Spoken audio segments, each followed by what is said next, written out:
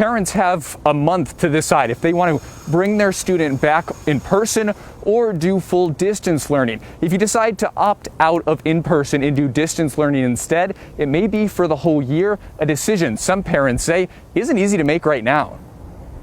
And I kind of wish we knew a little bit more about their real plans, about their real expectations. Lenny Lyther has 2 elementary school students that are staying distance learning this semester. Now, mom and dad are torn on which direction to go next fall. I don't know if they've actually said face masks will be a requirement.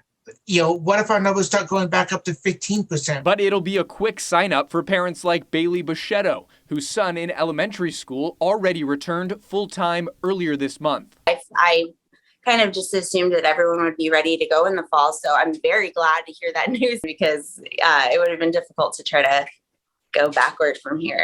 Now, if you do request for your student to stay in full distance learning next school year, students have to have their cameras on for real-time sessions or classes.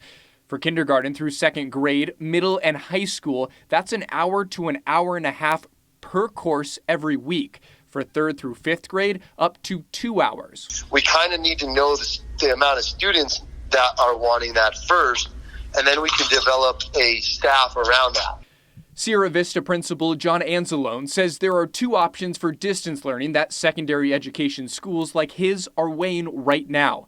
Students take classes on their own, like a college course, completing modules online, or teachers have a dedicated period for all of their distance learning students. That way we can avoid the simultaneous 2/3 of your class in front of you and then a third online.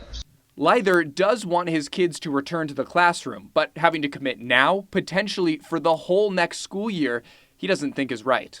It's a huge concern.